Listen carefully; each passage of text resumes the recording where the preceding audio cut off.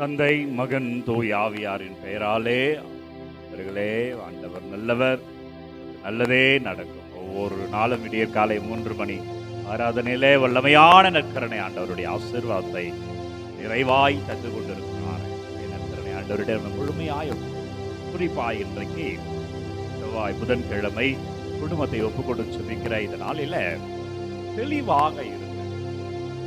தெளிவாக உறுதியாக இருந்தால் வெற்றி உறுதி இருக்கும்.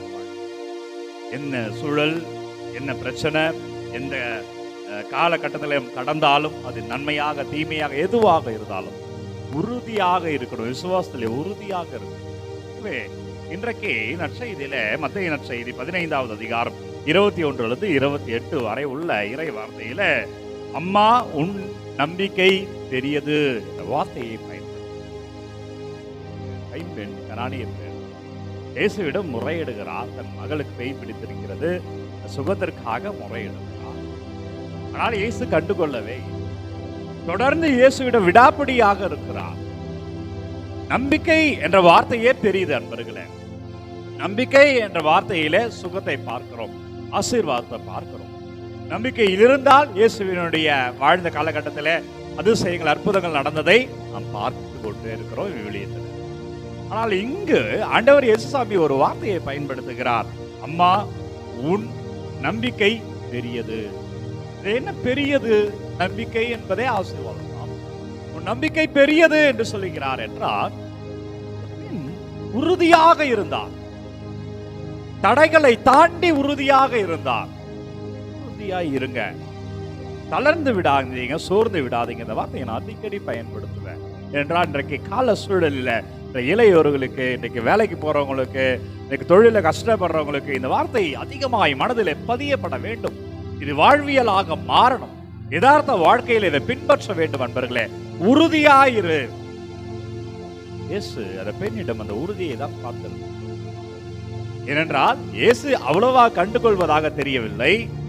ஆனால் அவர் உறுதியாயிருக்கிறார். சில நேரங்களில் அவர் நம்மை சாட்சியப்படுத்துவார். அன்பர்களே, கண்டுகொள்ளாதது போல தெரியும். நமக்கு அதுக்கு ஒரு பெரிய ஸ்பெஷல் பிளஸிங் இருக்கு. நம்ம நடக்காமலும் கூட ஒரு நம்பிக்கையற்ற சூழல் போலதான் தெரியும். ஆனாலும் நம்பிக்கையோடு ஜபிக்கிறோம் அல்லவா, அது ஒரு பெரிய ஆசீர்வாதத்துக்கு அன்பர்களே. அவர் நமக்கு ஒரு திட்டம் வைத்திருப்பார்.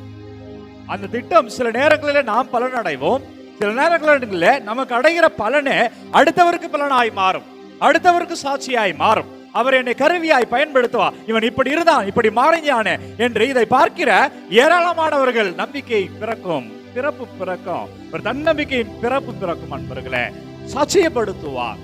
அதுதான் கண்டுகொள்ளாதது போல தெரிகிறது.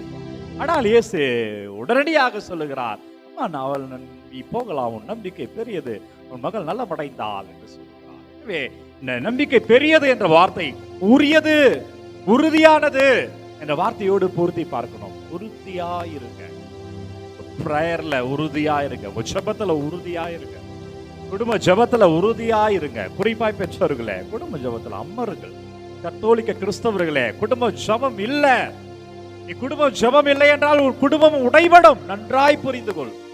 நீ குடும்ப ஜெபம் இல்லை என்றால் யார் வேண்டுமானாலும், எவர் வேண்டுமானாலும் உன் குடும்பத்தை உடைக்கலாம். நன்றாய் சென்று கொண்டிருக்கிற குடும்பத்தில் பிளவுகளை ஏற்படுத்தலாம். உன் பிள்ளைகளை சூழ்ச்சி செய்து தன் பக்கம் ஈர்க்கலாம். உறுதியாயிரு, ஜெபத்திலே உறுதியாயிரு. வாழ்க்கையை எதிர்கொள், ஜெபத்திலிருந்து வாழ்க்கையை எதிர்கொள். குடும்ப ஜெபத்தில் உட்காரணும்.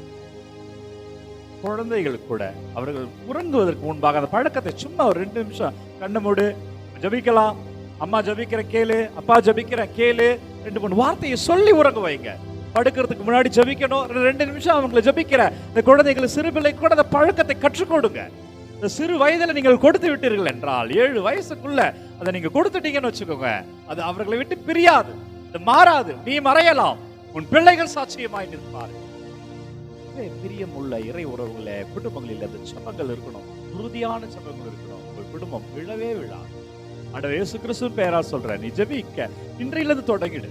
குடும்ப ஜெபத்தை இன்றையிலிருந்து தொடங்கு, விழவே மாட்டான், சாட்சியமாய் ஜெபிப்போம். நன்றி அப்பா. ஆண்டவரே உம்மை துதிக்கிறேன், ஆண்டவரே உம்மை ஆராதிக்கிறேன் அப்பா. நன்றி செலுத்துகிறேன். வல்லவரே, நல்லவரே, நன்றி. ஆவியானவர் நன்றி. இந்த நாளில ஒவ்வொரு குழந்தைகளையும் ஒவ்வொரு பிள்ளைகளையும் ஒப்புக் கொடுக்கிறேன். அப்பா நீங்க தொடுவீராக ஆண்டவரே, நீங்க ஆசீர்வதிப்பீராக. அப்பா ஜெபிக்கிற பிள்ளைகள் ஒவ்வொரு உறுதியா இருக்கிற பிள்ளைகள் தொடர்ந்து ஜெபித்துக் கொண்டே இருக்கிறார்களே, நடக்கும் என்ற நம்பிக்கையில் இருக்கிறார்களே, குறிப்பாய் குடும்பங்களை ஒப்புக் கொடுக்கிறேன். எந்த குடும்பத்திற்காய் ஜெபிக்கிறார்களோ, என்ன தேவைகள் எல்லாம் முறையிடுகிறார்களோ, எதையெல்லாம் பாதத்தில் வைக்கிறார்களோ, அப்பா நீங்க தொடுங்க ஆண்டவரை, நீங்க ஆசீர்வதிங்க. ஓ நற்கருணை ஆண்டவரே, உமது வல்லமை, உமது அருளை, உமது ஆசீர்வாதத்தை இந்த பிள்ளைகள் காணும்படியாய், உமது அருளை இந்த பிள்ளைகள் காணும்படியாய், உமது ஆசீர்வாதத்தை யாரெல்லாம் இந்த ஆராதனை பார்க்கிறார்களோ, யாரெல்லாம் ஒப்புக்கொண்டு செபிக்கிறார்களோ, யாரெல்லாம் நம்பிக்கையோடு கேட்கிறார்களோ, விடுதலை அடையும்படியா நீங்க தொடுங்கப்பா, நீங்க ஆசீர்வதிங்க ராஜா. உங்கள் வல்லமையில் இந்த பிள்ளைகள் சாட்சியமாய் வாழ்வார்களாக. ஆண்டவர் இயேசு சாமியின் பெயரில் சாட்சியமாய் வாழ்வீர்கள். செபிப்போமாக.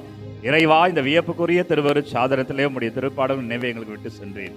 திருவுடல் திரு ரத்தமாகியவற்றை மறைபொருளை வணங்கும் நாங்கள் உடைய மீட்பின் பலனை இடைவிடாமல் அனுபவிக்க அருள் புரியும் என்று வாழ்ந்து ஆட்சி செய்கின்றமை மன்றாடுகிறோம். ஆமென். நற்கருணை ஆண்டவர் உங்களை தந்தை, மகன், தூய ஆவியார் நிறைவாக வழிநடத்துவாராக. எனவே அன்பர்களே, காணொளி யாருக்கு தேவை என்று நினைக்கிறீர்களோ அவர்களோடு பகிர்ந்து கொள்ளுங்கள். ஒவ்வொரு நாளும் விடியற் காலை 3 மணிக்கு இந்த ஆராதனை ஜீசஸ் சேவ்ஸ் ஃபாதர் பிரேம் என்ற யூடியூப் சேனல் மூலமாக உங்களுக்கு வழங்குகிறோம் என்பதை போர்டு அறிவிக்கிறோம். இந்த நாள் மகிழ்ச்சியாக இருக்க உங்களுக்கு வாழ்த்துக்கள் நண்பர்களே.